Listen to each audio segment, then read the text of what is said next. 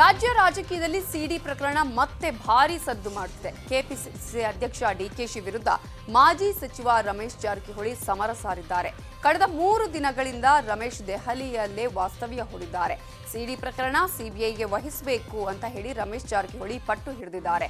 ಈ ಹಿನ್ನೆಲೆ ಕೇಂದ್ರ ಗೃಹ ಸಚಿವ ಅಮಿತ್ ಶಾ ಅವರನ್ನ ಭೇಟಿ ಮಾಡಿ ಮನವಿ ಸಲ್ಲಿಸಿದ್ದಾರೆ. ಅಮಿತ್ ಶಾ ಸಕಾರಾತ್ಮಕವಾಗಿ ಸ್ಪಂದಿಸಿದ್ದಾರೆ ಅಂತ ಆಪ್ತರ ಬಳಿ ರಮೇಶ್ ಹೇಳಿಕೊಂಡಿದ್ದಾರಂತೆ. ಇನ್ನು ಕೇಂದ್ರ ನಾಯಕರು ಸಿಎಂ ಬಸವರಾಜ ಬೊಮ್ಮಾಯಿ ಜೊತೆಗೆ ಸಿಡಿ ಪ್ರಕರಣ ಸಿಬಿಐಗೆ ವಹಿಸಿದ್ರೆ ಏನಾಗಲಿದೆ ಅನ್ನೋದರ ಬಗ್ಗೆ ಚರ್ಚಿಸಿ ಬಳಿಕ ನಿರ್ಧಾರ ಪ್ರಕಟಿಸುವ ಸಾಧ್ಯತೆ ಇದೆ.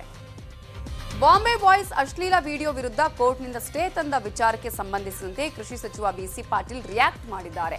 ಹೌದಪ್ಪ, ದುಶ್ಮನ್ ಕಹಾ ಹೈ ಅಂದ್ರೆ ಬಗಲ್ ಮೇ ಹೈ ಅಂತೆ. ಇದು ಎಲೆಕ್ಟ್ರಾನಿಕ್ ಯುಗ, ಏನ್ ಬೇಕಾದ್ರೂ ಸೃಷ್ಟಿ ಮಾಡಬಹುದು. ನನ್ನ ಪಕ್ಕದಲ್ಲೇ ಯಾರನ್ನಾದ್ರೂ ಸೃಷ್ಟಿ ಮಾಡಬಹುದು. ನಾವು ಸಮ್ಮಿಶ್ರ ಸರ್ಕಾರ ಕಿತ್ತೊಗೆದು ಬಂದ ಮೇಲೆ ನಮ್ಮ ಮೇಲೆ ಕೆಲ ಮಹಾನ್ ನಾಯಕರಿಗೆ ವಿಶೇಷ ಪ್ರೀತಿ ಇದೆ.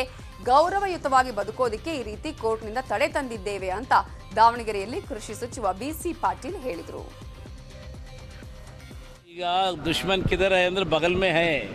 ನಮ್ಮ ಹಿಂದೆ ಮುಂದೆ ಅಕ್ಕಪಕ್ಕ ಯಾವ ಥರ ಇರ್ತಾರೆ ಅಂತ ಗೊತ್ತಿರಲ್ಲ. ಇವತ್ತು ಎಲೆಕ್ಟ್ರಾನಿಕ್ ಯುಗ, ಏನು ಬೇಕಾದ್ರೂ ಸೃಷ್ಟಿ ಮಾಡ್ಬೋದು. ನಾನೀಗ ಇಲ್ಲಿ ನಿಂತಿರ್ತೀನಿ, ನನ್ನ ಪಕ್ಕ ಯಾರನ್ನೋ ಸೃಷ್ಟಿ ಮಾಡಿಬಿಡ್ಬೋದು.